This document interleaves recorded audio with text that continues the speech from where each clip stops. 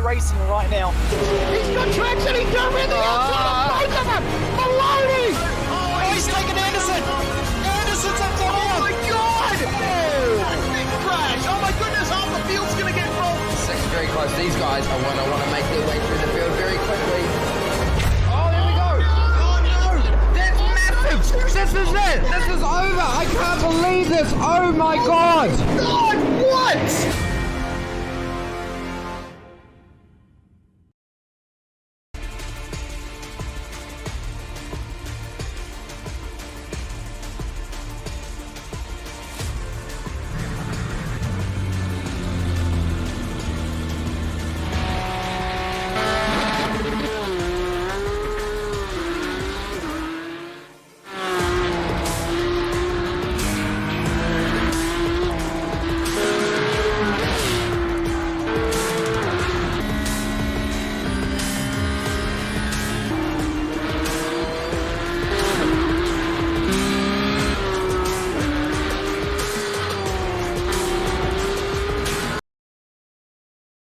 Welcome one and welcome all to SimSpeed TV this beautiful Wednesday night for the Southern Cross Esports Summer Series. A few weeks ago, this series kicked off at Oran Park Raceway with a pair of very exciting and action-packed races, and we're sure to see the same tonight here at Charlotte Motor Speedway in virtual Concord, North Carolina. We're running the Roval layout of Charlotte Motor Speedway, which is a bit street circuit-like. Should certainly create some interesting dynamics among all of the drivers here in their Porsche 911 RSRs. And to bring it all to you live here on SimSpeed TV is myself, Reese Gardner, with David Haynes alongside me as per usual. David, an excellent opening round of the season we saw at Oran Park. Of course, quite a few drivers coming away from that with some battle scars, and we get to do it all again at Charlotte, which is an incredibly fun track in these cars, I have to say. Yep, and here it is, the most recent updated version of the Roval. Going back for some time, there was a road course here featuring that infield, but this is, of course, the updated one that the NASCAR Cup Series race on, with that very tight back straight chicane, one on the front straight there as well. And well, I think the opening sectors also become a little more technical and street circuit, like you say. There are walls oh so close around all of these corners. That's going to, I think, give some similar character of racing to what we had at Oran Park. Like you said, thrills and spills, but maybe almost more spills than thrills in round one. We'll see how they go across the races here in round two. Best overtaking opportunity typically getting a better run through that final chicane and in towards turn one, or up onto the banking and the tough braking zone for the back straight chicane. Yes, through turns 11, 12, and 13, as you saw on the map there. This is the championship standings as they look at the moment, coming out of round one.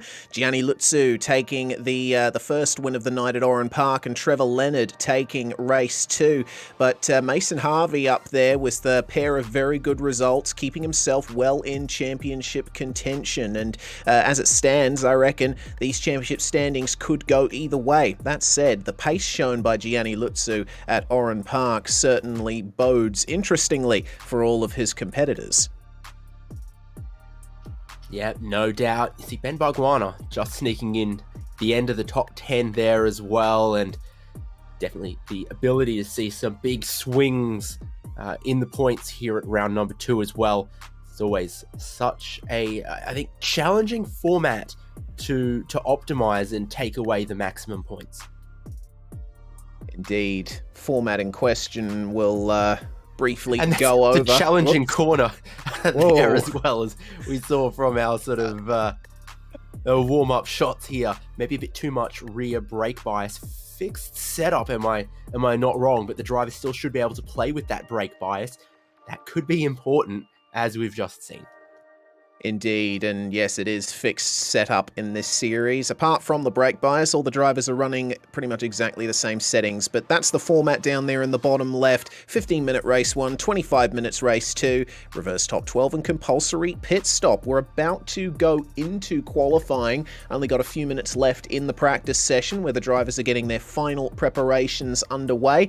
There's been a couple of updates in the series rules with regards to the format and what's required of you in race 2. They have a few more changes of wording in the rules. Failure to not complete a compulsory pit stop during an event or within the prescribed laps will basically give you 0 points. Of course, a couple of times last round we had a couple of drivers who did not complete their compulsory pit stop according to the rules. So that, in addition to clarification on when pit lane drive-through penalties will be served, has been added to the rules. If a driver isn't able to complete their drive-through penalty before the end of the first race, then they must serve it in race 2. But we'll move on now to the impending racing action here. Taking a look at all of these turns around Charlotte Motor Speedway, it is very much like a street circuit around here. The closest thing we got to a street circuit on this calendar, because we're not racing at Long Beach, I believe. So certainly with this back straight chicane, there's plenty of space for drivers to experiment with lines. There's plenty of space here on the exit of turn 1 as well, but of course you have to be aware of that wall over on the right hand side that splits the two routes that lead into and out of the infield, and a little bit of elevation change to deal with in the infield at Charlotte here as well, which is a bit rare for a combined road and oval course, David. The other Rovals on the iRacing service, it's basically flat in the middle. And then that beautiful Kansas oval road course, flat as the state that it's in. You are right, a little bit of elevation change to the inside here. Notably, I think those two left-handers, as you can see someone get those two left-handers wrong, where that wall is on the exit or sort of in between the two apexes is kind of blind to you as you come over the crest because little snaking elevation change coming from the infield back out onto the banking for the first time.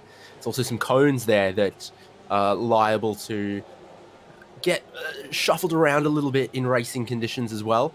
As drivers try to maximize their line through everywhere possible around here. These are the cones in question, the corner in question. You can see that the track just starts to drop away from you a little bit at the apex. At that left-hander can help you end up out a little wide as you're usually struggling to keep the car turning, keep the car rotating, to bring it back around to that second apex, to get the throttle on early, carry the speed all the way around on the banking and towards the snake pit back stretch chicane. Plenty of challenging corners around here at Charlotte Motor Speedway, but the practice session is coming to an end now, and we'll be able to see what the drivers can really do in qualifying. As things stand, it is Trevor Leonard who tops the practice times at the end of the session, the only driver to get into the 1-minute 12s. Mason Harvey a few tenths behind him in second, with Gianni Lutzu in third. He and Brody Watts only separated by half a tenth. That gives you an idea of how competitive this qualifying session is undoubtedly going to be. There it is, the checkered flag flies, and we are in to the qualifying session. And the drivers get a good amount of laps with which to set times, 22 to be exact, but they're not going to be able to complete all of those in the allocated 15 minutes. A lap around here, just over 70 seconds in length. You're doing a lot around this lap, but it's shorter than it seems. Yeah, and even more technical and more work than before it became the Roval and on the Cup schedule, because it's had 2 extra chicanes added to it, more aggressive curbing all the way around. This is a great onboard of one of my favourite features of this Porsche 911 RSR is that Christmas tree of steering wheel and shift lights. It's still a little early in the year to be putting up your Christmas tree, but if it's in the Porsche, I'll allow it. Yeah, indeed. Of course, a very modern GTE machine is the Porsche 911 RSR, and we waxed lyrical about the note of its engine last round. I think it's a great car choice for this series, now that GTE or GTLM in the real world is being phased out in favor of an extension of the GT3 class. These cars are going to become a relic of the past very soon, but fortunately here in the sim we don't have to let them go. Into the first turns then for Mason Harvey as we ride on board the Energy Motorsport drivers roll bar. Got to be very careful with how you place the throttle there, and you can actually use all of the tarmac beyond the curb there, but Mason electing not to use it for now. Probably a little bit less grip out there over the paint, and struggling maybe with a little bit of understeer through the right-hander there. This is one of those double left-handers you were talking about, David, and that apex, very difficult to line up. You basically have to treat those two left-handers as one corner, and if you go in a little too hot, then that's going to be your run onto this oval section ruined. And you don't see him opening up the hands to try to catch a sliding rear. You see him keeping a lot of lock in through the long sections, trying to keep the car turning. So just then when the throttle got the car a little bit loose, but overall through the opening sectors, and then also that critical double left-hander coming back onto the banking, as I mentioned, not looking like it was oversteer he was struggling with, but just trying to keep the fronts, keeping the car turning. We always say very light on the front axle of these cars. That's the first time we're going to see a 113.7. Trevor Leonard improves it with a 113.2, and I think we're going to see that still keeping on improving here. Track ought to cool off the longer we go as well, because it's 7:45 p.m. in session time. Therefore, heading in towards the evening, the headlights are kind of already on the cars as well. Yes, very bright bulbs that these Porsche GTEs have as Anthony Jewell comes to the end of a lap. Yes, there's every chance that we'll be racing well into the sunset conditions here. 14.9 for Anthony Jewell, which I think got invalidated. He must have picked up a 0x somewhere along the way. And of course, if you're new to iRacing, that's a feature of the sim, incident points. If you go off track, you get 1 point. If you contact a wall or another car lightly, you get 0x, but that still invalidates your lap. And a few drivers having to face up to that at the moment. We have 21 drivers having set times so far, and Alexander Barbutis, one of the drivers, looking to add himself to that list, just making his way out of the backstretch chicane. Seems he's pretty happy with this lap, but lining up this final chicane is incredibly difficult. You've got to come off the banking and then stick to the left-hand side. Try your best to avoid those blue sausage curbs on the inside. Don't touch the curbs at all if you can. A 15-0 there for Alexander Barbutis, good enough for P11. And as you can see from, all these angles, the onboards, the rear wings, plenty of places, it's very possible to kiss the wall around here. Even just the wall on the outside of that last sector chicane where Rob Crisdale is coming towards. Easy to do. And then through here at sort of what's the third apex at about this point. I've seen some of them kissing that wall there as well. Then don't forget the wall on the outside of turn 1. Outside of left-handers feeding back onto the banking. Many places where you are driving it like it's a street circuit. It's all about, do you want to get 50 millimeters away from the wall, or are you comfortable getting 20 millimeters away from the wall, or maybe even closer? But what you can't do in qualifying is touch it. What you don't want to do in the race is probably also be busting up some of your panels, knocking onto those concrete and sometimes safer barrier walls. Yes, plenty of obstacles around this circuit, and we just saw Robert Crisdale going to P6 on that lap there, and he'll certainly be happy with that. Gianni Lutzu and Trevor Leonard both looking to improve on their times, and Brody Watts is out on track as well, trying to improve on what is currently P2 for him, on board with Trevor Leonard. He put on a commanding drive in race 2 at Oran Park, and you see the smoothness with which he drives here through this section. He's barely winding on any lock coming onto the oval section at all, and loving these side-by-side shots as well. You get to see just how extreme the banking is here at Charlotte Motor Speedway. No need to lift in the banking, of course, unlike if you're a NASCAR Cup driver and you're running the oval layout, but certainly you still have to keep yourself engaged through these turns. They are a bit tighter than they seem.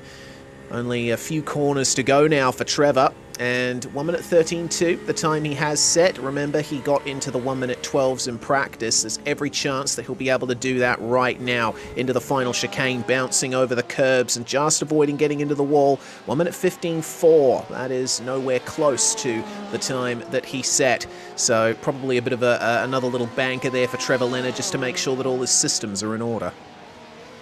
Yeah, and a bit of shame because he had a really clear track in front of him, and that's not going to happen this particular lap now, because we've got basically 30 cars out there, and what you've already described isn't the longest layout. They are doing, only just over 70-second laps, and there's places where it's really hard to get around someone with either blind corners or some really tight sections here as well. So finding that clean space, very, very difficult.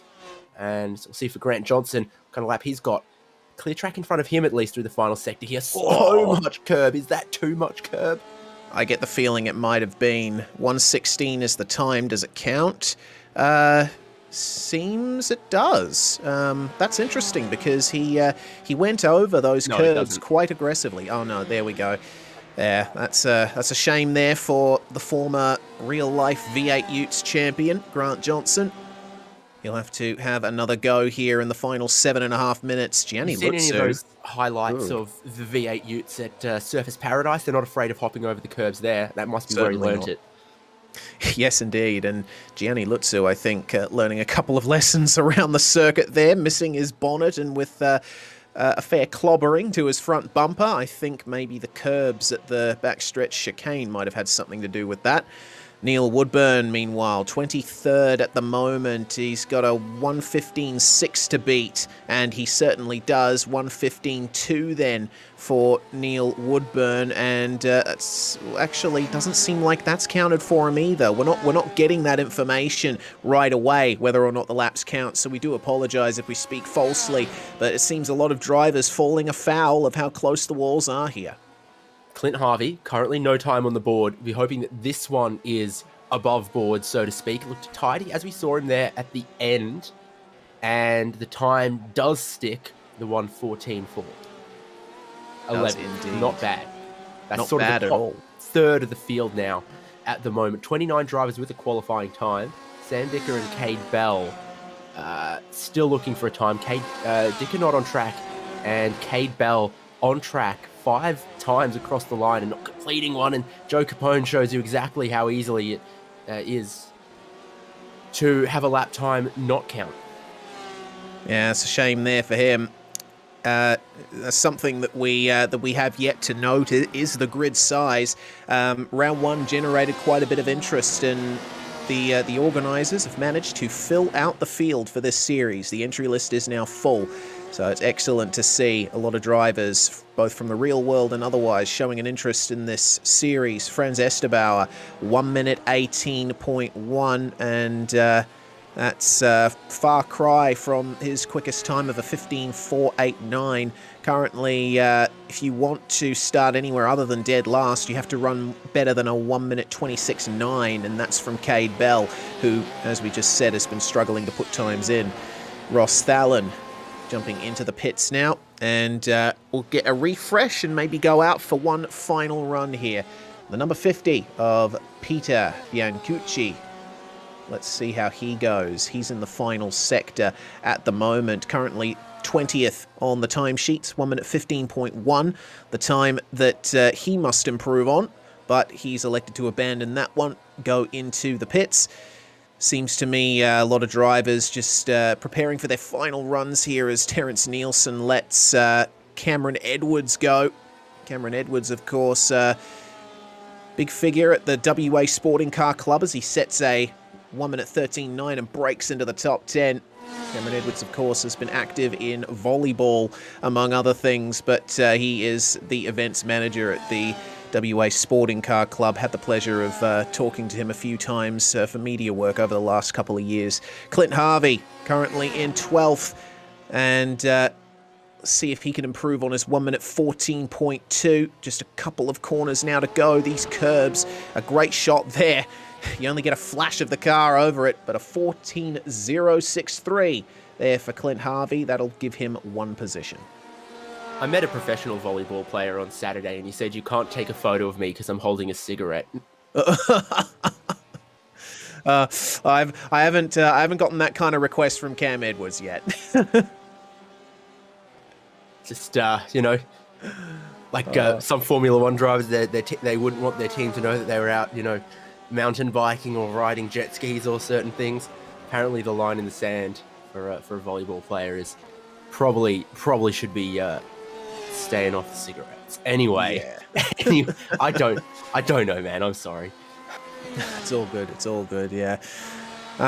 Cade Bell, he's looking to actually set a competitive time here. 1:18.7 is what he's set so far, and he hasn't been able to improve on it that time. Seems that Cade's been having a bit of trouble getting to grips with the circuit, as you can see. Big oversteer moment there through turn 1. It's very difficult to nail the line through turn 1. The apex is a bit sharper than you think it is, and by the same token, you can carry a little more speed through there than you think, but you always have to beware of the wall on the outside.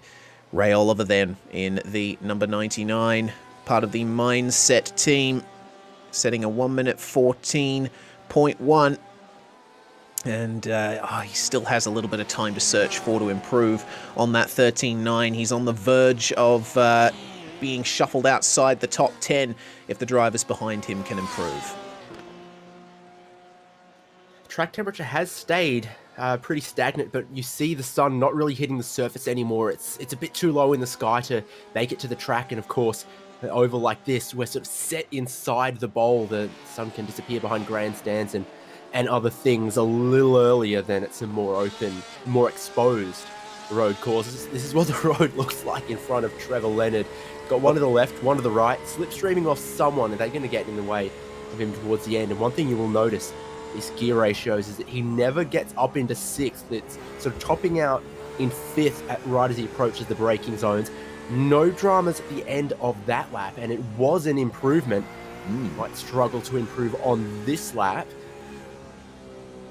Traffic in front of him. Yes. Nonetheless, he set himself 2/10 clear of everyone else with that time. Yeah, it's been a good run from Trevor Leonard. A good margin ahead of Brodie Watts. Can Biancucci improve on what he's done? 21st at the moment, and it looks like not an improvement there. Struggling to find any kind of improvement for a lot of drivers towards the end of the session. Trevor Leonard seems to be one of the outliers here as we hit a minute to go in the qualifying session. And as we learned last round at Oran Park, because this is a heat racing format, once the clock hits 0, qualifying is over. Even if you're on a lap at the time, you won't be able to finish it. And therefore, with a pole position time of 73 seconds, anyone who's not on a lap right now is not going to set another one. So Kevin Norman, this will be his last chance at improvement. From 22nd, he's looking to beat a 1:15. And through the final sector, he will go on the regular curbs, but avoiding the blue turtles. And it is not going to be an improvement from the timing that I see. Doesn't seem that way.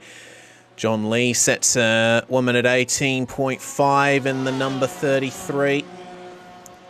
Seems to me that that's not an improvement either. 17.7 is his fastest time. Biancucci coming to the end of a lap. Alexander Barbutis, he wants to actually get another time on the board. 1 minute 13.7, and that's going to just secure him 6th as the session comes to a close.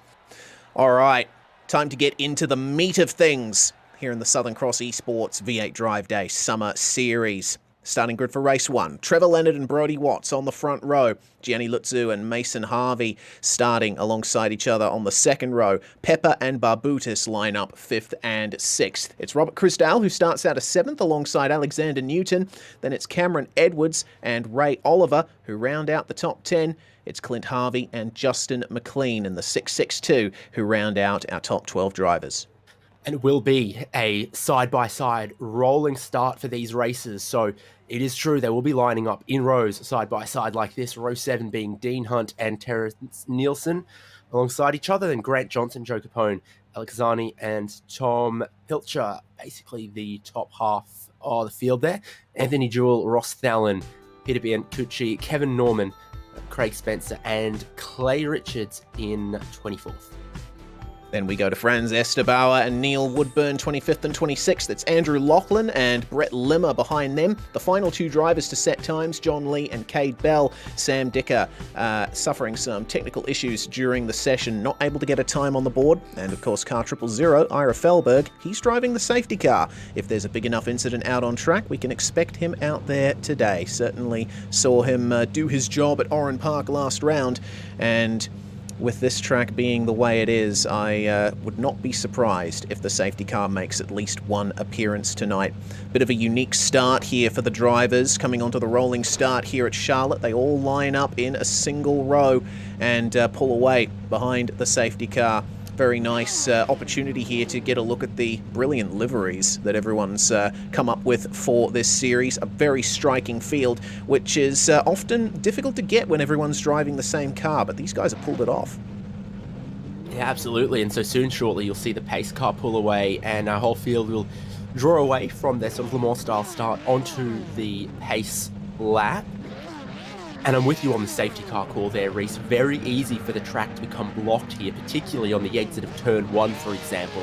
There's walls either side of just the racetrack width. Only takes 2 cars spun around for the track to be impassable there. And the same can be true at some other spots as well. So now they'll all pull away and form up 2 by 2, doing a formation lap right now.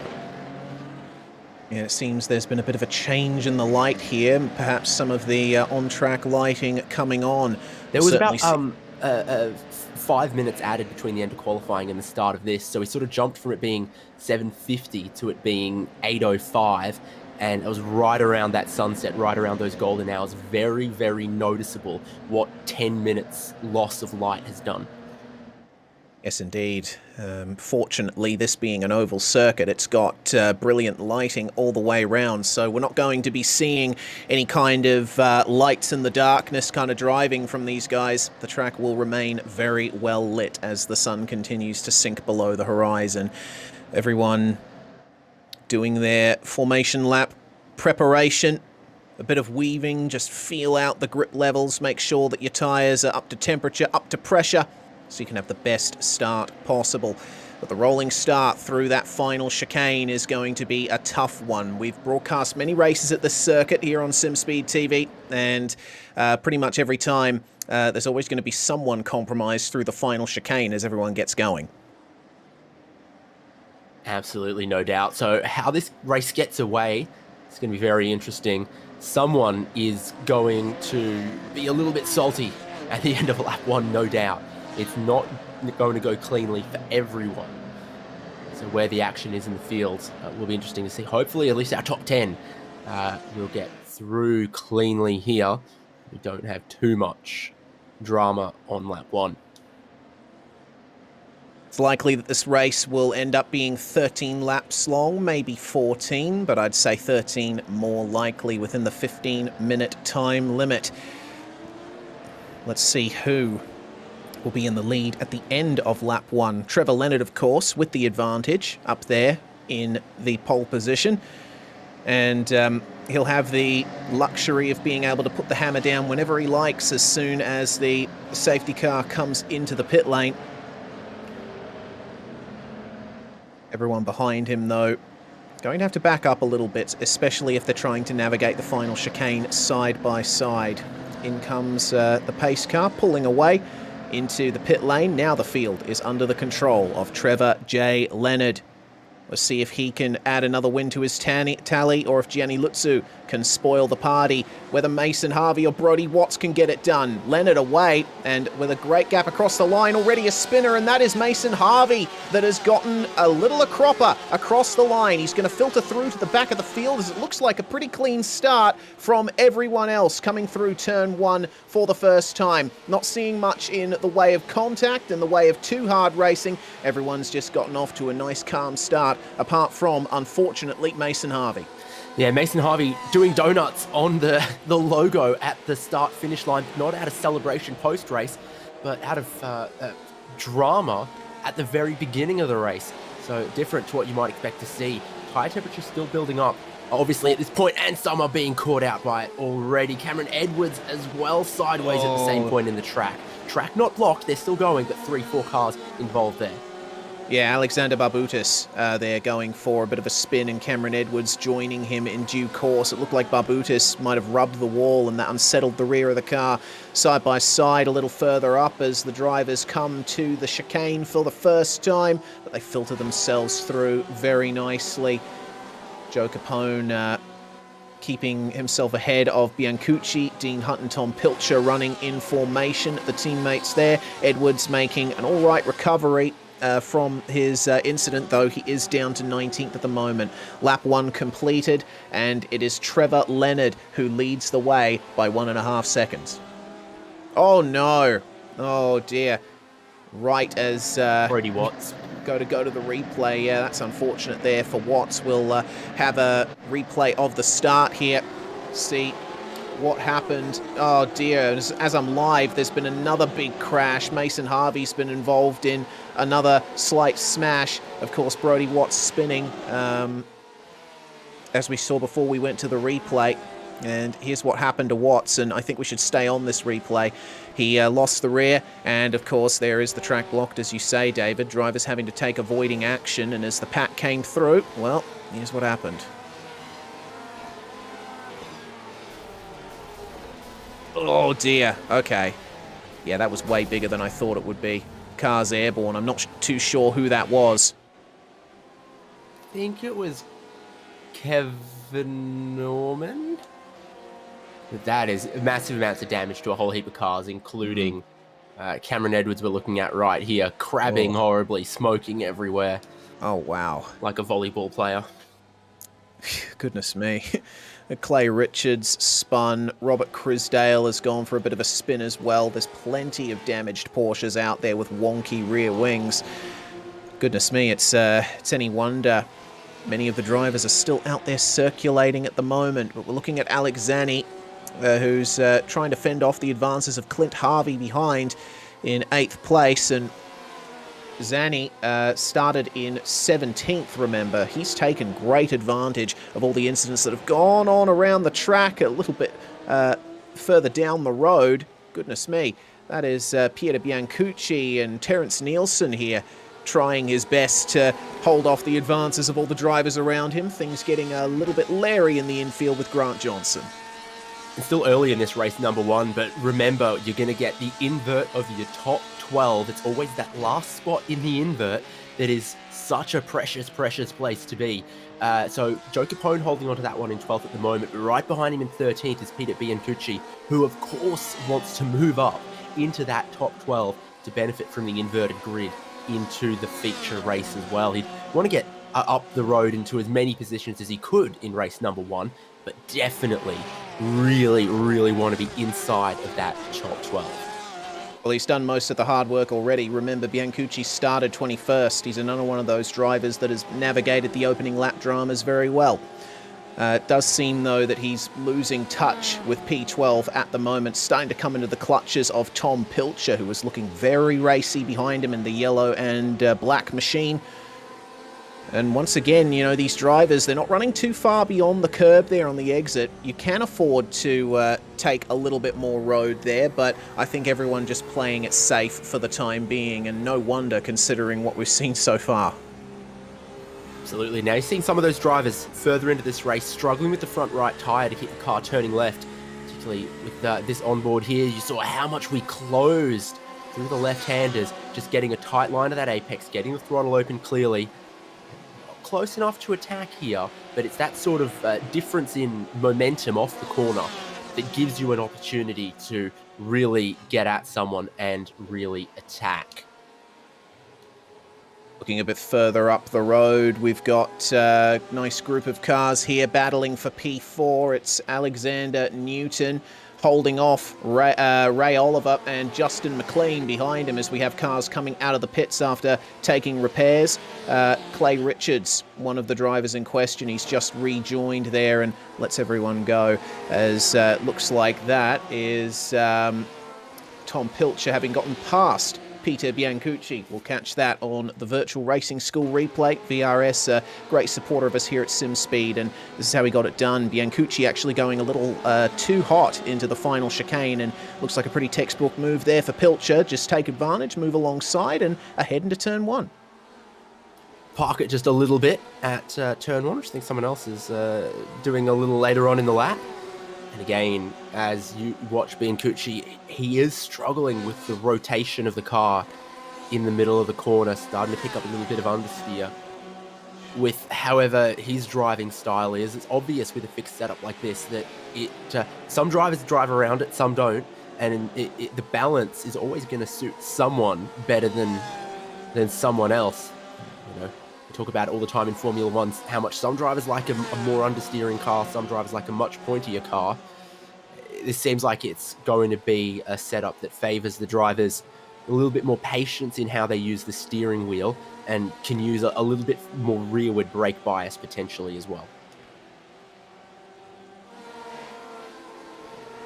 Well, the battle continues here, and Biancucci now having to deal with Dean Hunt as this battle for fourth place continuing to boil away here as they come back onto the oval side by side of these two battles, 14th and 4th as things stand, and there's no such battle for the top three.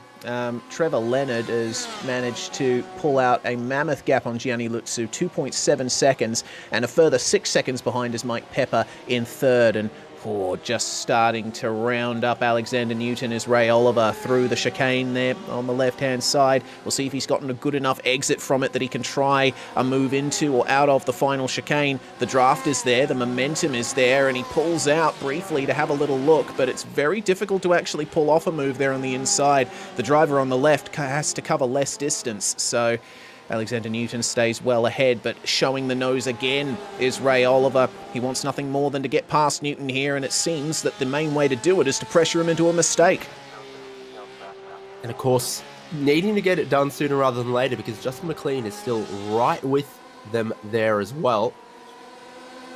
So if he keeps having a sniff around, but it doesn't work, he can find himself going backwards a spot instead of going forwards one. This is the highest place battle out on track at the moment, like you mentioned. That spread going on with 1, 2, 3. They are still getting away from the rest of these battles for positions. It's just, let's say, McLean has a big understeer moment in the background there, almost walks it up into the wall. No problems for Ray Oliver. Again, flying onto the straightaway, into the slipstream, making Newton defend. And round the outside he goes and manages to get it done with barely any room to spare, Ray Oliver, and props to both drivers there. That required a bit of working together. Alexander Newton just backing out when he knew the corner was lost. Ray Oliver just sneaking ahead. Here's the battle for 16th meanwhile. Hunt and Spencer.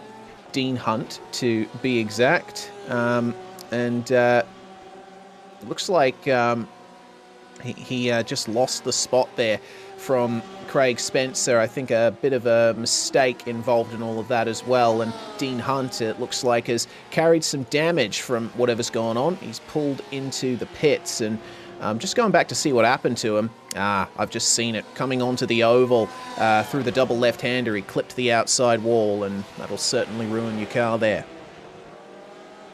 So easily done at this section here. Good to see the replay of it. Of Alexander Newton, we're hearing, losing another spot here. Remember, Ray Oliver just got by him, and was this an appointment with the curbs at the final chicane? Not quite, but McLean doing very well there to get a great exit and dive up the inside into turn one. It looked like a great move. Certainly did. I think they're going to be right back at it again coming into the final sector here. Newton right in behind McLean. Has to back out, though, into the final chicane. It seems they've sorted themselves out for now, though slightly compromised run there for Justin McLean and showing the nose, Alexander Newton. Again, this seems to be the way things are going tonight. It's all about pressuring your rival into a mistake, making them have a bad run onto one of the full throttle sections. But it seems for now, Justin McLean holding strong. A little further behind, Alexander and Clint Harvey not leaving each other alone here. And Harvey, he threatened to pull alongside him, but it's difficult to start a move into that sweeping right-hand kink into this braking zone. He's going to have to hope for a mistake here coming onto the oval. Just lifts off a little and gets onto the throttle nice and hard, but he has to go narrow. Brett Limmer down in 22nd place. Hasn't had the best of runs so far. Had to make a little bit of room for him. So that battle, it seems, has calmed down for the time being. But Harvey and Johnston, the teammates here, flying in formation in 8th and 9th. Of course, I'm sure they'd like to be a few positions higher than that, but it's always good to have a teammate keeping you company. Yeah, you'd take that at the moment, particularly being inside of that top 12. If they finish where they are now, they'll start in a strategically good spot for race number 2, and I'd want to start very high up the front for race number 2, because I think if you keep your nose clean in those first 5 laps, then that sets you up to run a strategy more on your own terms, keep your car clean. I think that's where track position will become important in race number 2. It's so difficult to get the line right through this section, and of course everyone's encountering traffic now. That's John Lee, a very damaged John Lee, having to make way for everyone. Still managing to keep himself circulating in 27th at the very least. These drivers will still be able to get points if they plug away and come away with a finish at the checkered flag. And that's not far away, fortunately, for drivers who have had a poor start tonight. Under 3 minutes to go in the race. And Joe Capone running a little wide here. Is this a let-by for Anthony Jewell? It looks like it is. Just lifting off a bit. There goes Joe Capone. And Anthony Jewell moves on ahead. And I think we can see the reason why. Tom Pilcher is starting to gain on them. Remember, this is technically the battle for pole position in race 2. Capone currently holds that position. Pilcher's got a bit of fan club in the SimSpeed YouTube chat. I don't know if that's going to carry him forward one position when there's just 2 laps left here. And he did dig up just a little bit of the grass, attempting to straight line his braking into the final chicane, but then here, using all the track, carrying as much momentum as possible, running it out towards the grass, towards the concrete wall in places here. And he does look like he's on the charge here. This is going to be an intriguing battle. From the previous laps, it looks like Pilcher was running roughly the same times as Anthony Jewell, and Joe Capone running a little bit wide there in the right-hander.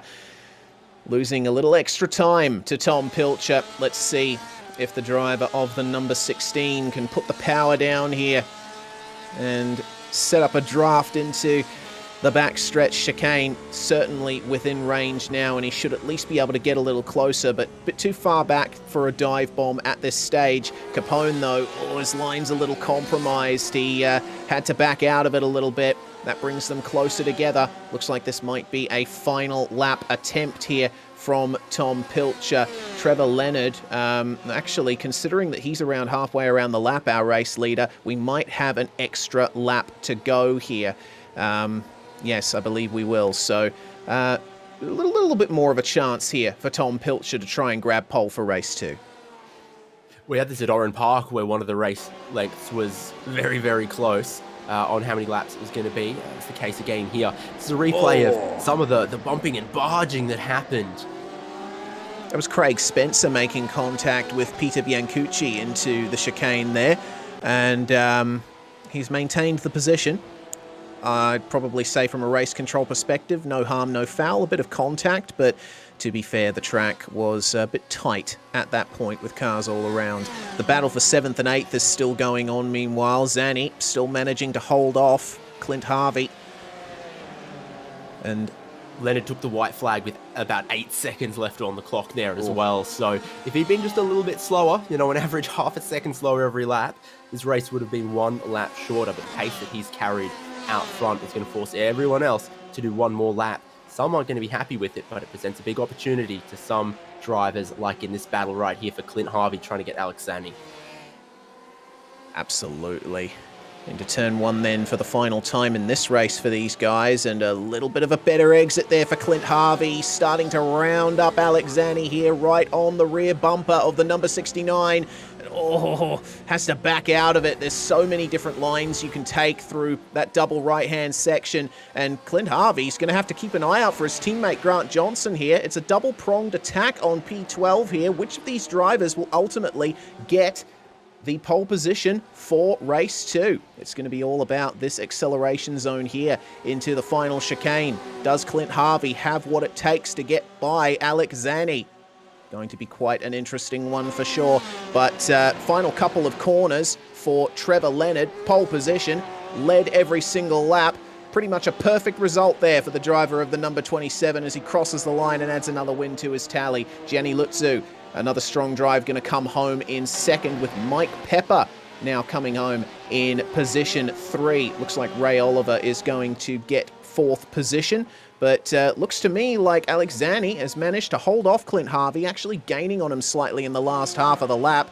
And oh my goodness, look at this. Anthony Jewell and Terrence Nielsen side by side for P10, and Nielsen is going to win out on that battle, as it looks like Tom Pilcher managed to succeed in getting by Joe Capone for P12. He's got pole position for race 2. Yeah, I didn't see exactly where that happened, but it was the move that you knew you wanted to make happen. Grab that 12th spot, and therefore put yourself in a really good spot to then put your best foot forward in race number 2, not far away. Indeed. Well, brilliant stuff there from Trevor Leonard. Here's how it was done for Tom Pilcher, and it was all about the exit from the infield. I've been talking about how important it is to get on the throttle as early as possible between these two left-handers, and this is where it happened. A slightly tighter line, slightly better throttle application, and he was able to dip below Joe Capone and get it done on the inside. You saw enough there. Unfortunately, we couldn't show more because the servers decided to tick forward into the warm-up, but it's Trevor Leonard from Gianni Lutzu by 6.4 seconds at the end of it. Pepper, Oliver, and McLean rounding out the top 5. Alexander Newton coming home in P6, a good drive from him. And then it's Zanni, Harvey, Johnston, and Nielsen rounding out your top 10. And then Anthony Jewell in 11th, Tom Pilcher, like we say, that ever so critical 12th spot. Just on the outside looking in, Joe Capone, Ross Thelen, Peter Biancucci, Mason Harvey was only able to recover to 16th after lighting up the tyres on the race start and dropping to the very back of the field. Dean Hunt in 17th from Andrew Lachlan, Franz Esterbauer and Sam Dicker in 20th place after also starting from the back. Indeed, and Craig Spencer, the last driver to finish on the lead lap. Limmer, Barbutis coming home a lap down. They were involved in a couple of incidents out on track, and the same can be said for every other driver from here on out. Norman, Cameron Edwards, Neil Woodburn, Clay Richards, John Lee, Brodie Watts, Chris Dale, and Bell, 5 laps down there. Fortunately, Ira Felberg was able to relax a little bit in this race. There were a few big crashes, but evidently not enough to warrant bringing out the safety car. We're going to step aside very briefly here on SimSpeed TV just after we check out the schedule for the rest of the season. Of course, we're in round 2 at the moment. Then we go to Alton Park without the Britain's chicane on the 1st of December. Races in this series run every 3 weeks. And then, of course, we close out the season with Daytona, Okayama, and Mount Panorama. A fantastic schedule here in the Southern Cross ESports Summer Series, which we shall return to very shortly here on SimSpeed TV. This is iRacing, the world's premier online racing game. iRacing puts you in the driver's seat to experience today's newest form of competitive motorsport, virtual racing, all from your home PC. Race virtually in indoor series from NASCAR, IndyCar, IMSA, the World of Outlaws, Aussie Supercars and more. Take on legendary circuits like Daytona, Silverstone and the Nürburgring. Join iRacing's global online racing community and get on track today at iRacing.com.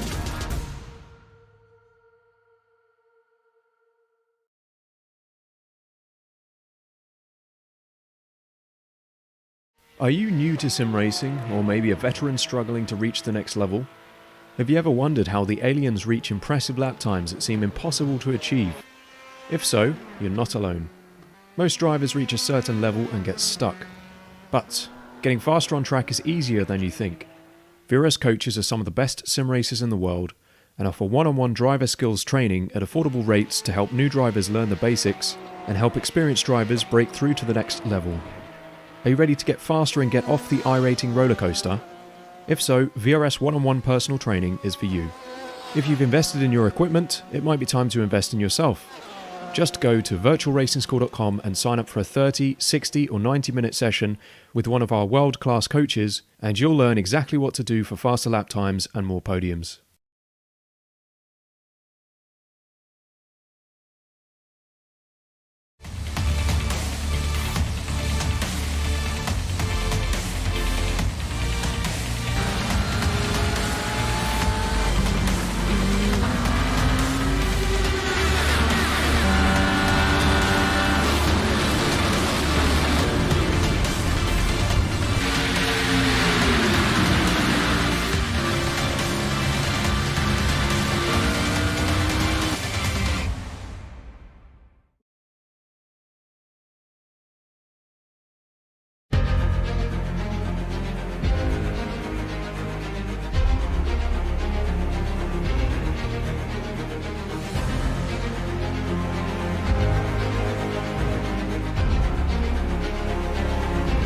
Fantastic.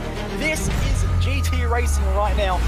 He's got traction, he's going in the outside, both of them! Maloney! Oh, he's taken Anderson. Anderson's up to him. Oh my God! Big crash! Oh my goodness, half the field's going to get rolled! Second very close. These guys are want to make their way through the field very quickly. Oh, there we go! Oh no! That's massive! This is it! This is over! I can't believe this! Oh my God! God, what?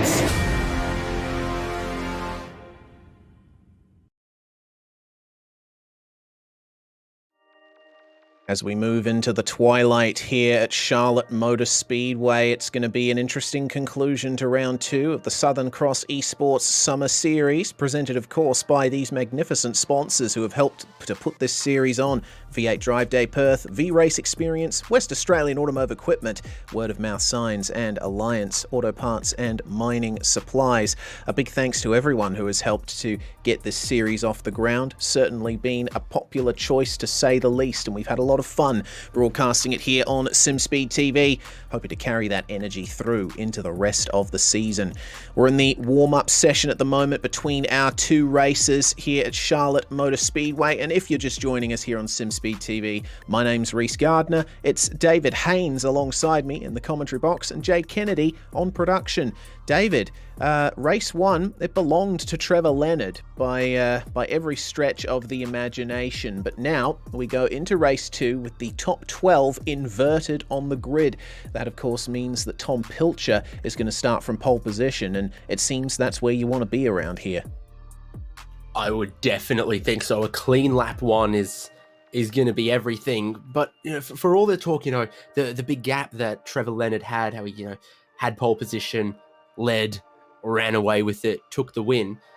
Gianni Lutzu, championship leader, still finished second, which I think is very good for his championship-wise there, and is still going to be starting alongside Trevor Leonard on row 6 for this upcoming race. So I think, if you're Lutzu, I don't think you're too disappointed with second. No, certainly not. I think, with Leonard's pace in race 1, it was the best that Lutzu could have ever asked for. It is going to be a little more hairy in the midfield between them, starting out of 11th and 12th, and the midfield usually the place where the big incidents happen on the first lap. Of course, little refresher of where we're going this season. Round 3, of course, on the 1st of December at the brilliant Oulton Park circuit in the UK. Still a very tight circuit to be sure, but I think the drivers will welcome the relative lack of walls. There's a refresher of the format as well. 25 minutes for race 2. The drivers will have a lot more work to do in this one, in addition to that compulsory pit stop that they must take at some point during the race. And one thing I also noticed from the results of race 1 here is how important a clean just first couple laps of the race was, because Mike Pepper got into 3rd, had a couple clean laps, built out a lot of time on everyone who was battling behind him. But then towards the end, Ray Oliver, Justin McLean, Alexander Newton, even Alex Zani, I think, started coming back at him. And in the end, Ray Oliver in 4th was only about 2.5 seconds behind Mike Pepper. So the race pace was stronger from a bunch of the cars behind. They were just battling each other and such for the first 5 laps, and just lost that time that they couldn't get back. Yes, indeed. And by the same token, if you're starting in the top 10, you want to be very careful about how you navigate those first couple of laps, because out of all the drivers that started in the top 10 in race 1, 4 of them finished a lap down or worse. So shows you just how shuffled the field has gotten here tonight. We're still at a point in the season where, aside from the guys at the very front, we don't know the true picture of the pace of the field here. It's been such a chaotic series so far, with plenty going on in every race. We still have to work those things out, but hopefully this 25-minute race 2, starting now, will be able to allow us to get our eye in a little better for it. Same deal as race 1, everyone going for a rolling start here with a Le Mans-style grid and pulling away after that. We'll take a quick refresher at what the grid's going to look like. Starting on pole position is going to be Tom Pilcher, with Anthony Jewell alongside him on the front row. Terence Nielsen and Grant Johnson are going to start 3rd and 4th. Then it's Clint Harvey and Alex Zani rounding out the top 6. Alexander Newton finished 6th in race 1. It's going to be 7th for him in race 2, alongside Justin McLean, Ray Oliver, Mike Pepper, starting out of 9th and 10th, with, of course, our top 2 from race 1, Lutzu and Leonard, starting 11th and 12th. And everyone below them, well, it's basically how they finished in race 1. Yeah, so then some key names to look at, I think, in this remaining section of the grid. They're going to start as they finished. Mason Harvey, still more work to do in race number 2 to make up for, I guess, being a little too eager with the throttle on cold tyres coming to the start of race number 1. Also, a couple others in the field with, similar job to do. You can see the rest of the field will look like. Brett Limmer, I think, will be trying to make sure he has a clean one as well. Rob Crisdale could very well move up some spots from deep in the field there as well. We'll get rolling, and eventually we'll form up 2x2. Yes, eventually. Of course, they have a lot of time around the circuit to sort themselves out, and we're well and truly into night conditions now, aren't we? You can actually see the beams of the headlights on the racing surface, but of course the track's still very well lit. The track temperature down to 26 degrees, and if I'm correct in my assumptions, David, not a huge change from before. The track's holding on to a bit of its heat that it's gained in the afternoon. Yeah, it's a relatively warm night as well, so that actually hasn't changed a whole lot, other than, obviously, we've gone from little bits of the track getting hit by sun to a golden glow on the track to sun's below the horizon, lights are on the cars, lights are on the circuit, lights are off the pace car. And that's what we like to see. It means we're going to be getting a race start at the end of this lap. And considering Trevor Leonard's start in the first race, I'm expecting Tom Pilcher to bolt away right at the green flag and leave everyone else behind, at least as long as he can hold them off. My eyes are going to be glued to that row 6 here on this restart, because neither Lutzu or Leonard can afford to get tangled in anyone in the top 10 being, ambitious or foolish or easily upset on lap 1. Well, with these colder conditions, the tyres are going to take a little bit more time to get up to temperature, so they're going to have to be extra wary on the throttle, on the brakes. Remember, these cars do have traction control, but not anti-lock brakes. And I would say the vast majority of drivers would prefer to run without traction control.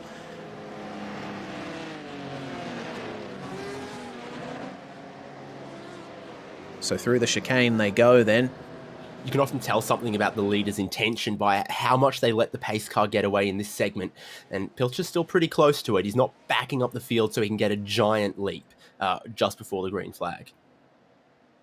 Yeah, not holding back as much as Trevor Leonard did at the start of the first race here tonight. Well, we're coming up to pit entry now. There goes the pace car, that little jerk to the left-hand side. The AI-controlled pace car coming into the pits.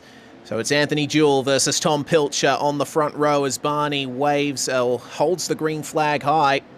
And we get the green flag, and oh dear, looks like Tom Pilcher was asleep on the start there. Anthony Jewell actually getting the better start. He leads across the line. Pilcher's going to come under pressure here from Grant Johnson and Terrence Nielsen coming into turn 1.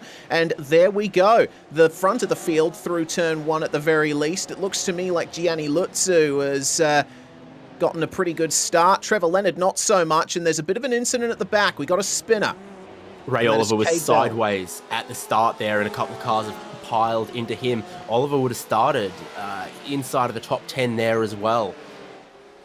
Oh, I've just seen what happened to Trevor Leonard. When we go to our replays, we'll have to check it out because Leonard actually came together with Ray Oliver. That's the reason why he was sideways across the line. But move for the lead. Tom Pilcher getting it back from Anthony Jewell, and Grant Johnson right there to take advantage as well.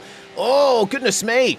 Johnson, I think, just about missing his braking point there, and they just about come together, the leaders, but they give each other room. This is looking very tight at the front as back into third now, Anthony Jewell and Terrence Nielsen right behind him, looking to gain some kind of advantage. But it seems that Tom Pilcher will be safe into the final couple of turns on this occasion as lap 1 is complete. I'm wondering, oh, Grant Johnson, he clipped the curb and away he goes, and that's collected the rest of the field across the line. His teammate has been taken out. It's a huge pile up. Safety car called relatively predictably there. He was almost crowd surfing across some of the other cars as they came through, and it's still all going on. Massive suspension damage to that thing there. It can't even go in a straight line at walking pace is the damage to 662 Justin McLean. Gianni Lutzu was involved in that as well, so a lot to unpack from this first lap of race 2 here at Charlotte. Lutzu was on the outside of that mess coming out of the final chicane, and he couldn't avoid getting hit sideways as the 662 is still having a lot of trouble getting going. But the field will be moving behind the pace car now. Everyone just slowing down to a reasonable speed, and we can get a little bit of a break in what has been some very frenetic action. Virtual Racing School replay then of the start, and I'm wondering if Anthony Jewell, might have gotten a penalty for passing the leader before the start-finish line. That's what happened to Trevor Leonard and Ray Oliver there. They came together across the line, and that created an even worse pile-up. Ray Oliver sent up and over on his roof as everyone tried to pick their way through that. So Trevor Leonard will be carrying a little bit of damage from that. Ray Oliver decidedly more damage. Then we've also... Oh, that thing just doesn't... Oh, what a handful. That looks like an absolute nightmare to drive. And here's what happened when the teammates came together. Lutzu there on the outside, getting spun at the front of that train. And the number 662 of Justin McLean coming off one of the worst from that. Look at this. It spins itself at walking pace. That must be so frustrating to deal with. I mean, you get a dodgy shopping trolley and it still tracks straighter than that. This is where it all starts. Yeah. Grant Johnson going into the chicane a little too hot and clobbering the curbs. That massively unsettled him, and once the rear end had gone from that, I don't think there was much that Grant or anyone else could do.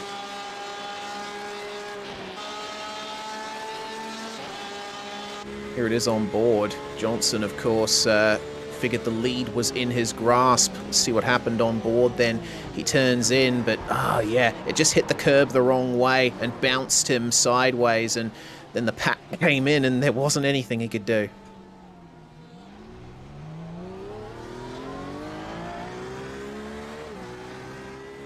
Indeed. Field's getting all checked up behind the safety car now. Are we within that window? Are we going to see some drivers want to pit when they're allowed to at this point? Is it going to be a strategically smart decision to do at this point in the race?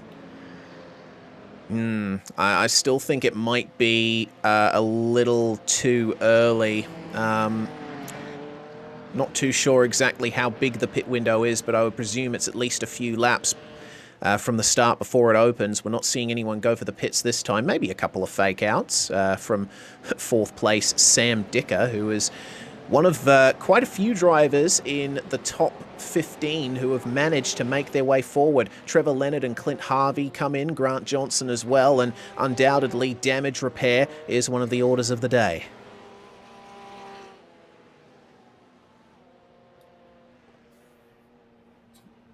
Yeah, indeed. I'm looking, are any of these like a drive-through penalty or anything? Don't know yet, but if you got damage, you want to get that fixed at this point, even if it isn't going to clear your compulsory pit stop. Well, Johnson, you saw taking the fast repair there. Get a fresh car, get fresh tyres as well. You might as well at this point. So there's Ira Felberg up at the head of the field in the Cayman 718 pace car. And further to my point about the top 15, just check out those positions there on the ticker from 4th back. Sam Dicker up 16 positions. Biancucci and Harvey up 10 positions. Franz Esterbauer up 12. And then when you go to the end of the top 10, we got Clay Richards, Cameron Edwards, and Robert Crisdale both making up positions in the double digits. So this time, they're the beneficiaries of the opening lap drama. Yeah, indeed. Our biggest movers. I reckon, I mean, Sam Dicker, insanity from 20th into 4th this quickly in this race. I think Mason Harvey's not going to be disappointed to be, you know, back in 6th or so. And Trevor Leonard, he made a pit stop there that looked like it involved, you know, the tyres and the damage repair, etc., is in 24th at the moment. And Gianni Lutzu, another 3 positions behind in 27th. Well, here we go. We're going to be getting another start here soon in single file, so it should be quite orderly. I apologise for my hiccups. But in comes Ira, and away goes Tom Pilcher. We got a couple of drivers coming into the pits here. But as the green flag flies, Filcher is away, with Anthony Jewell in close proximity. Already a move being made into the first turn. Mason Harvey trying to make his way past Peter Biancucci, but Biancucci comes right back at him, and they make a little bit of contact there through turn 2. Biancucci holds on to the position for the time being, but sneaking up the inside there is Mason Harvey, getting the elbows out, getting 5th place there, but he might immediately lose it almost to Alex Zanni, who looks to take advantage. Yeah, pretty cheeky on the start. They went side by side for a couple corners there. Biancucci really tried to close him off, and Harvey wasn't having any of it. He stuck his foot in that door and opened it back up wide again, and is now up into 5th place.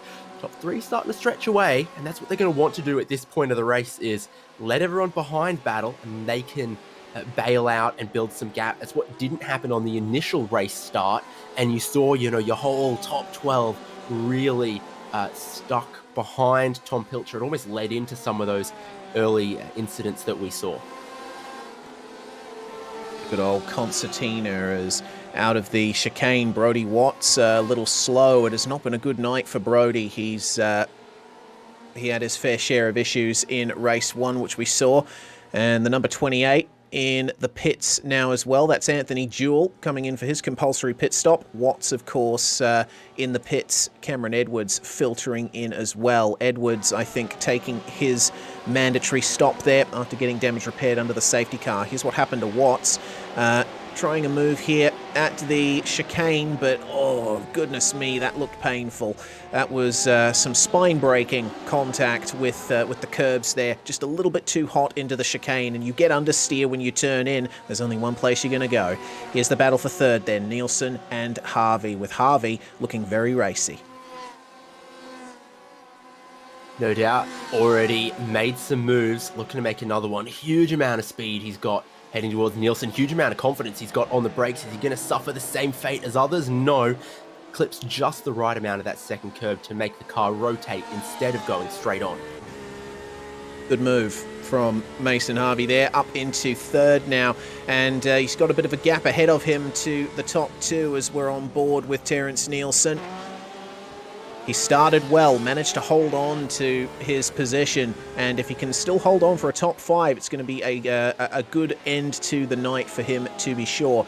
But Tom Pilcher and Sam Dicker, they are streaking away from the rest of the field at the moment. I think Dicker giving Pilcher a bit of a push here, an extra push to take a bit more out of the tyres here.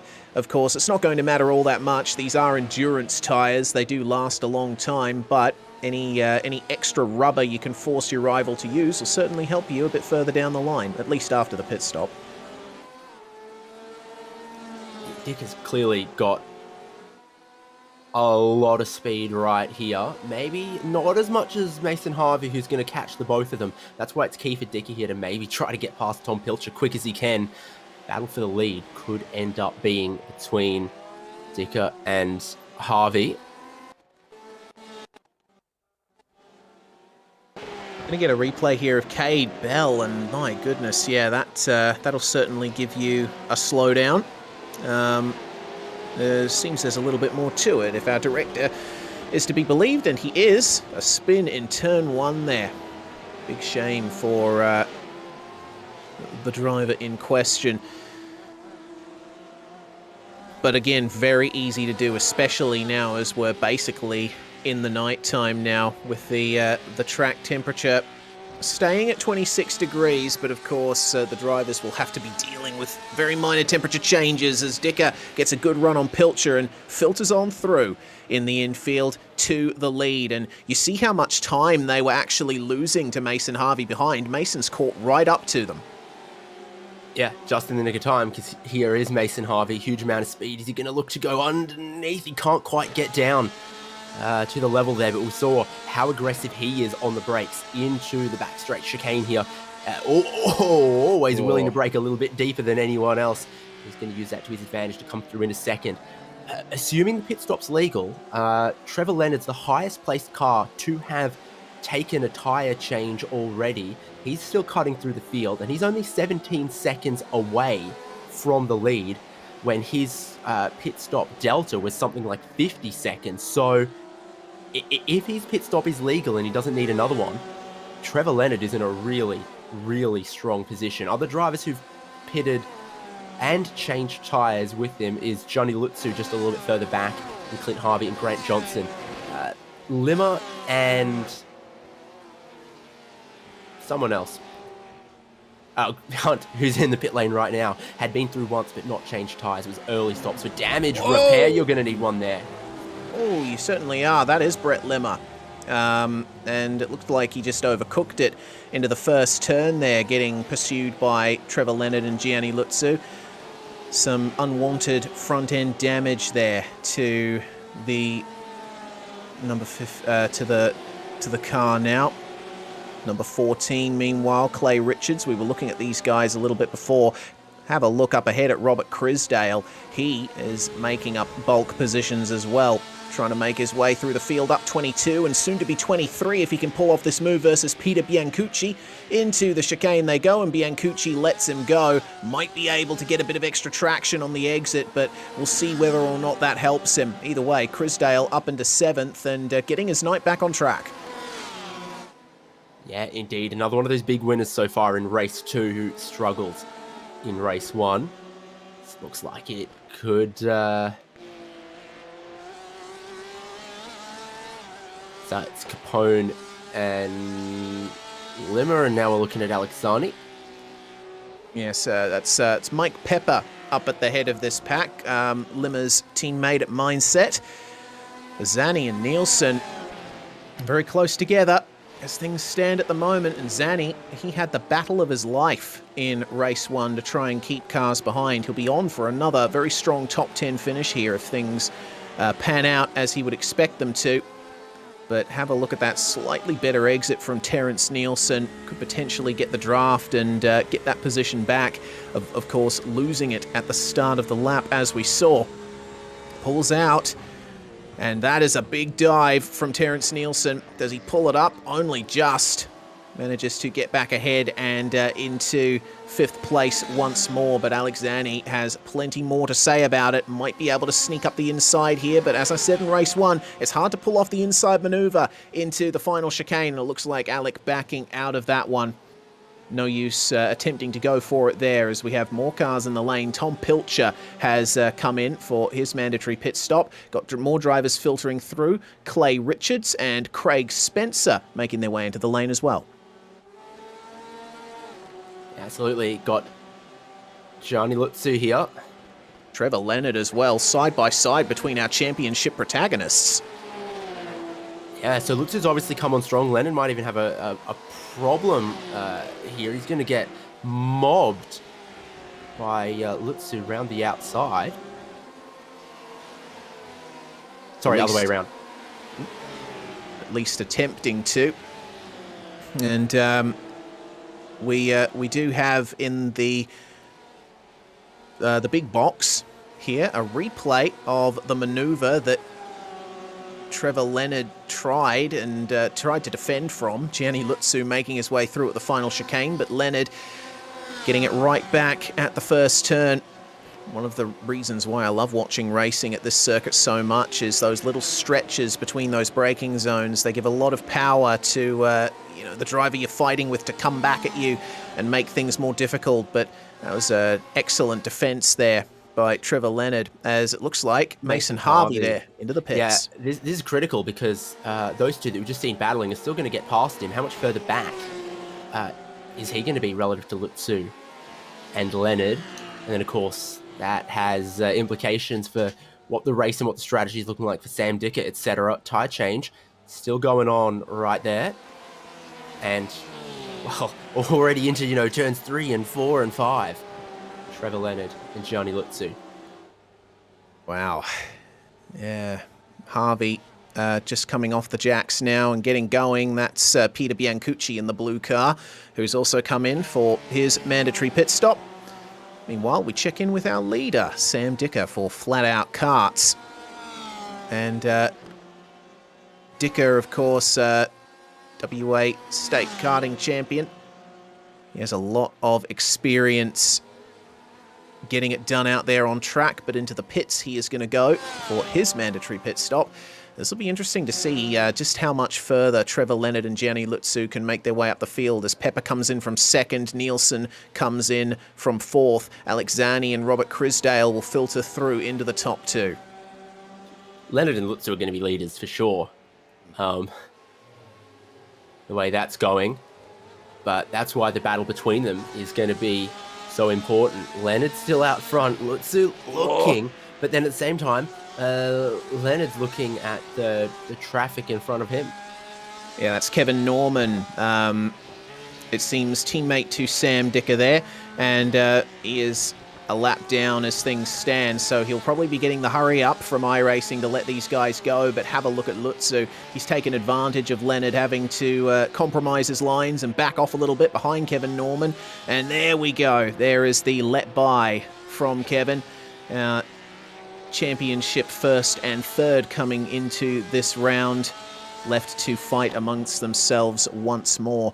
And they're up to 3rd and 4th overall now, and I certainly hope for Trevor Leonard's sake that the time he took this pit stop was legal, because it would certainly be a sore blow to the night. They're in the same boat here. There's a problem behind them. They are in the same boat. There is a problem behind them. Was Kevin Norman getting spun around at the chicane. Contact from behind by Clint Harvey. Yeah, Grant Johnson and Clint Harvey try to come through, and I don't think he's necessarily seen them coming this for the lead, though. For the championship lead, forced off at the chicane. That'll be a slowdown to 27 Trevor Leonard, but Lutzu, I think, is also just going to back off, and they're going to resume battle. If one of them is in trouble for the pit stop timing, though, both of them are in trouble, so proper battle on hand right here.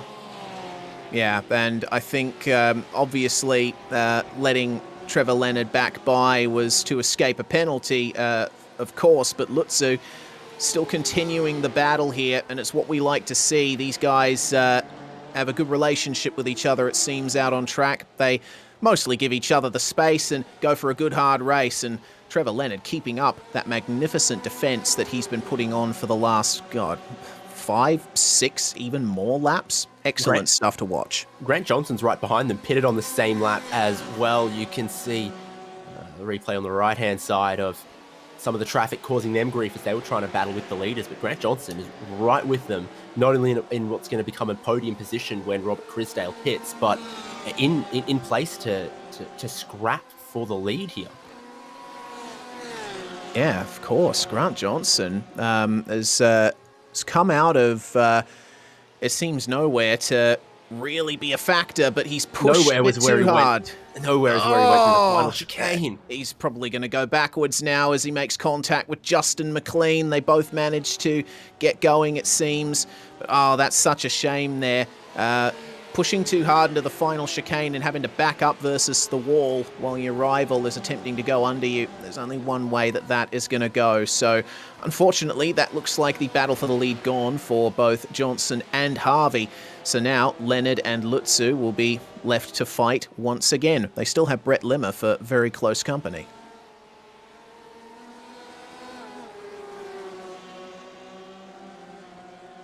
So Robert Crisdale is the final driver out there who has yet to come into the pits. He leads by 13.7 seconds. And we get that replay on the right-hand side once again, what happened to Grant Johnson. But Crisdale will undoubtedly be coming into the pits very soon.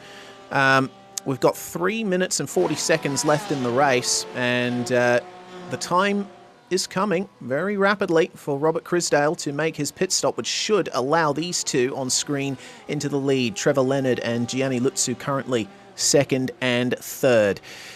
Grant Johnson has managed to hold on to a top 5 position despite his incident, and currently he's got a nice gap over Joe Capone. So not too bad of a result from that incident there for Grant Johnson. But of course, we're going to be focusing on our championship protagonists here. The guy in second place in the championship, unfortunately, out of this particular fight. But we'll see how the points stack up coming into Alton Park next week. Oh, next round, rather. It's in 3 weeks' time. Yeah, it's sort of a have and have-nots here. For example, Grant Johnson lost a whole heap of time there, still in 5th though, because of how much of a supercharged strategy ploy it was to take that pit stop behind the safety car. The reason he, hadn't lost a whole heap of spots is because there was such a huge time buffer to all the cars that had to take or chose to take green flag stops. So Robert Crisdale's in the lane right now. 2 minutes 20 to go, and that will very, very rapidly elevate Trevor Leonard and Gianni Lutzu into the lead battle. Well, here we go then with just over 2 minutes to go here at Charlotte Motor Speedway. It's the battle we wanted to see, and it's the battle we saw at the start of race 1 as well. Trevor Leonard versus Gianni Lutzu. The number 58 pursuing the number 27 to try and take a win that Lutzu has not seen since the first race of the season at Oran Park. Looking a little further back, the number 27 making his way through as Crisdale has completed his stop, and looks to me like he's going to filter out around about the back end of the top 10. Ross Thalen and Mike Pepper might have something to say about that depending on where they are. But this battle for the lead, it looks like Lutzu might have hit a bit of a brick wall here in terms of pace. He's not pressuring Leonard as much as he was, but they do have some traffic coming up that will play a part in that. Yeah, absolutely. Longer race, pit stops, clearly means more traffic. And again, we're on a relatively quick lap. It feels like it's only just over a minute. So traffic almost inevitable by the time they get to this late stage of the race. Barney's got the white flag. Late stage of the race means last lap of the race. Indeed. Under 50 seconds to go now, and Andrew Lachlan having to make way for Leonard and Lutzu, and teammates were part of the same organisation as Trevor Leonard, so that was a little bit awkward. It meant that Leonard's gap has been eliminated here. Lutzu knows that this is his final chance to grab the lead. Does he go up the inside here? No, he has to back off. Leonard, though, keeps it on the line.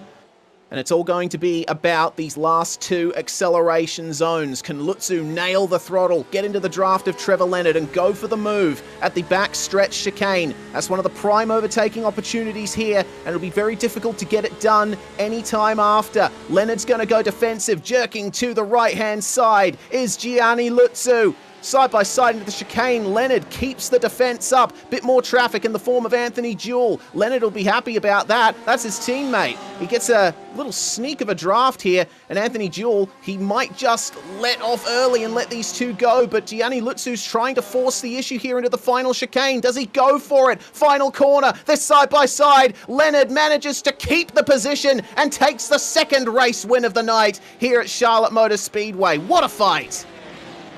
It almost seems like Trevor Leonard's teammates don't want him to win in these last couple laps. The way the traffic was going for him. Masterful work with the traffic despite the pressure it brought on him late.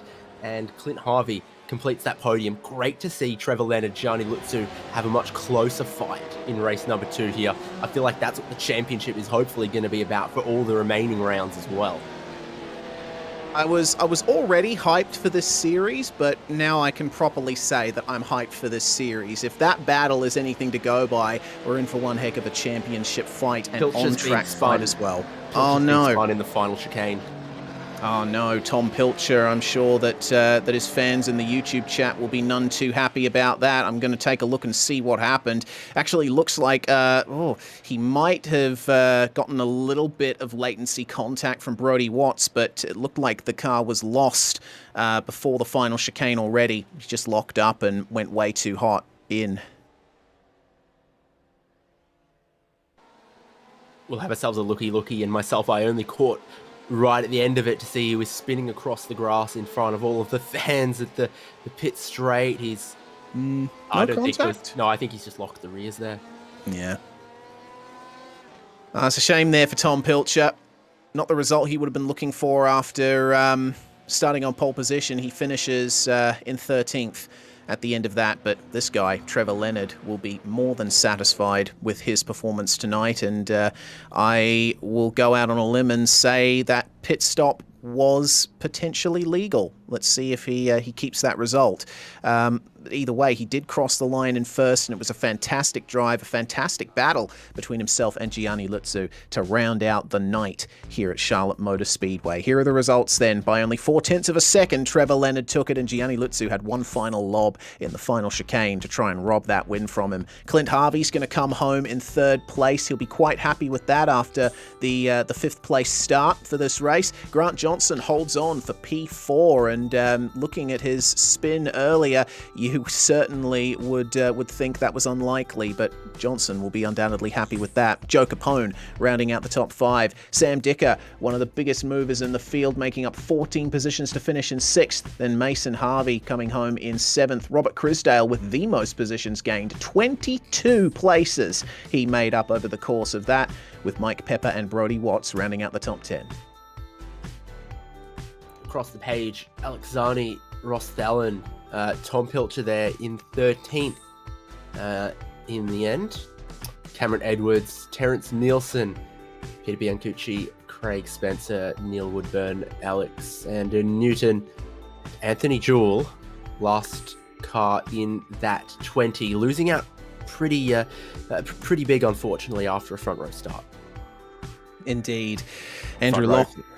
Yes, of course. Anthony Jewell's going to come away from that maybe a bit dissatisfied, but he will bounce back. Andrew Lachlan in 21st, then Brett Limmer, who we saw go for a couple of adventures out there tonight.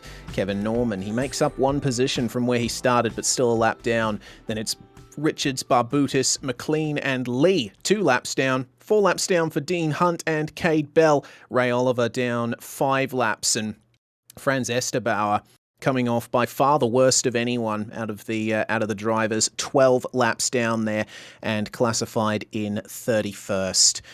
Well, the safety car had to make one appearance tonight as we predicted, but all up, we got a fantastic night of racing, and the winner of it all is here to talk to us. It is Trevor Leonard in the comms box with us. Welcome, Trev, and congratulations on a double victory. You certainly had to work for it in race 2. Yeah, that was an intense race. I made an error in the pit stop and forgot to add fuel, and so I had to fuel save for most of the race until I had enough in the bank to send it on the last lap. And send it you did. Of course, that race 1 victory did come a little easier. This track, quite challenging, almost street circuit-like in these cars, which means you really need to hit all your marks. Yeah, absolutely. I struggled to string together more than 3 or 4 laps throughout the week when I was practicing by myself. Somehow managed to pull it all together in the race, but yeah, it's certainly a challenging track.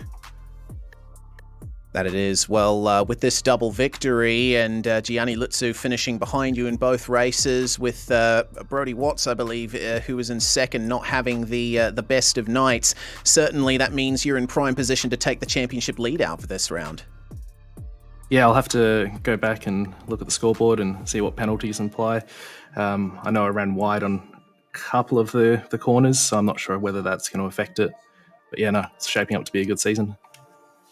It is indeed. And just your thoughts on battling with Gianni Lutzu. Are you guys familiar with each other, and how do you approach racing with him? No, I've never raced with him before, but very, very fair.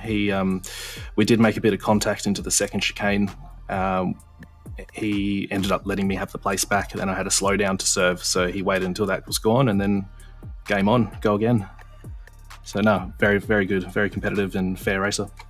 Hard but fair, which is exactly what we want to see. Well, Trevor, congratulations once again for visiting Victory Lane twice tonight. Who do you have to thank for it? Yeah, thanks to all the series sponsors. So we got V8 Race, West Australian Automotive Equipment, Word of Mouth Signs, and I can't read the last one, Alliance. And of course my team sponsor, Racecraft Simulations. They've got the best racing rigs and equipment that you can get, so go check them out. Cheers, guys. Thank you very much for joining us. Trevor Leonard, again, double victory here tonight. An absolutely brilliant performance. And David, I think that that's really going to set the stage for the final 2/3 of this championship. Leonard versus Lutzu. Bring it on. Exactly, and we got that on-track battle we really wanted to see in the second race there. Leonard will be very happy with himself with 2 wins there. Lutzu, 2 seconds, just not letting him claw too much out of that championship lead. It might very much be a case of counting backwards for the remaining 4 rounds and just making sure he keeps it on the podium for Lutzu, unless Alton Park can be a track that he can get back to winning ways. In fact, he's just appeared. He has indeed. We might jump back in and have a very quick chat here with Gianni Lutzu. Double podium for you tonight, Gianni. Congratulations, and certainly Trevor Leonard was your main rival tonight, as it seemed at round 1. Yeah, for sure. Definitely wasn't expecting being on the podium tonight, but yeah, Trevor was really fast, especially in the first one. But yeah, in the second one, I was a bit confused why it was a bit slower than usual, but he told me after the race that he actually didn't fill up at the stop, so he was saving fuel the whole time. But yeah, no, it was really good, that race. I didn't think I was going to get on the podium after the start of the race there. Bit of a tangle up, but yeah, surprisingly made it back on the podium, and yeah, good championship points. Indeed, it's quite the difficult section down there at the start-finish line, especially at a race start. And I mean, does this resemble anything you've seen before in your racing activities? Probably not. It's not something you really see all the time, sort of starting the race before basically the last corner. But yeah, it definitely makes it hard coming onto the race start. Yeah, just doesn't really give you an opportunity to get a better start because you've sort of got to go single file through there. Otherwise, yeah, you can get a bit messy in there. But yeah, even in my real life stuff, haven't really ever seen anything like that. But obviously, yeah, it's obviously a different circuit to most, and yeah, pretty tight one as well. So yeah. Yeah, absolutely. And I mean, the pitting under the safety car, it certainly seemed was the best strategy here today. And I mean, you know, you take that chance when you can get it. That's what ultimately got you into that battle for the lead again. Yeah, exactly. Well, it was pretty tight actually coming into the pits there because it was just on the cusp of that 5-minute rule. You had to pit for after the 5 minutes, obviously. So yeah, that made it really tight. But yeah, I knew later on in the race it was going to benefit me because I was going to be able to come back through if I made it through cleanly. But yeah, before I knew it, I was back up in the top 2 again, and yeah, got on the podium again, surprisingly. So yeah. Yeah, well, I guess as we finish things up here, why did you think that you wouldn't be on the podium here tonight? Was it just trouble gelling with the track? To be honest with you, I did quite a bit of testing prior to this. I actually felt pretty good in the car, but yeah, just coming to the race now, I don't know, I didn't really thought I had the pace in testing, but yeah, race pace obviously seemed to be really good in the car, and yeah, just got unlucky, but got lucky at the same time. So was able to get a podium. So yeah, no, all the Energy boys did really good today. Mason, Craig, yeah, they had a bit of a few messy races, but yeah, either way, it was good to take a podium home for the Energy boys, and yeah, on to the next one. Speaking of the next one, have you driven Alton Park before? What do you think of it? I haven't driven it in this car before, but yeah, I've driven it multiple times in like iRacing series and all that stuff, so like Mazda's, the works. So yeah, no, it should be definitely an interesting one. It'll be difficult to not get off tracks and all that sort because it's obviously really tight, and basically off the black stuff is grass. So yeah, no, it'll make for some really nice close racing. So yeah, I'm looking forward to that one. Yeah, I've done a lot of laps there, so yeah, should be pretty good, I reckon. We certainly hope so too. Before we let you go, Gianni, anyone you'd like to thank for your double podium tonight? Well, yeah, first off, I'd like to thank the Energy boys for having me in the team. I'd like to thank Cam and all the guys from V-Race for setting this all up. Thank you to you guys for the great commentating as always. And yeah, thanks to my personal sponsors outside of sim racing for, yeah, allowing me to get the car on the track and race F1000.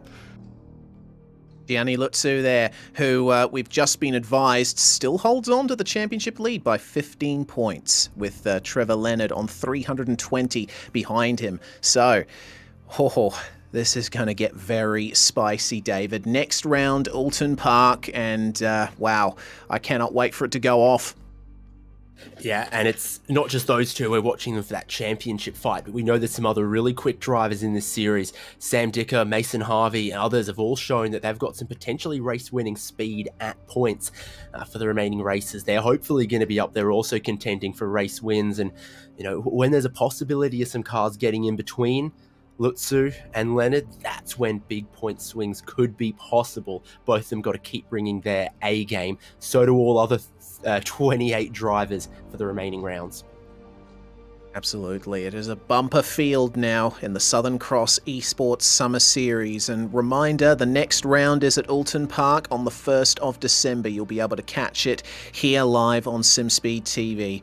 But all of our sponsors up on the screen there: Word of Mouth Signs, V8 Drive Day Perth, V-Race Experience, WA Auto Equipment, and Alliance Auto Parts and Mining Supplies. A big thanks to all of you for helping us to put this series on and bring it to everyone live on SimSpeed TV. I'm Reese Gardner, David Haynes alongside me, Jay Kennedy on production. From all of us here, it's bye for now, but certainly not forever. Who's going to take first blood at Alton Park? Will it be Leonard, Lutzu, or another surprise? Find out with us.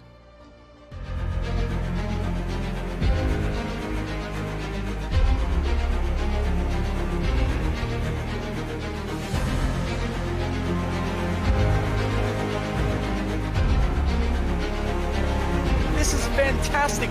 This is GT Racing right now. He's got traction, he's going in the outside, both of them! Maloney! Oh, he's taking Anderson! Anderson's up to Oh my god! Big crash! Oh my goodness, half the field's gonna get involved! Very close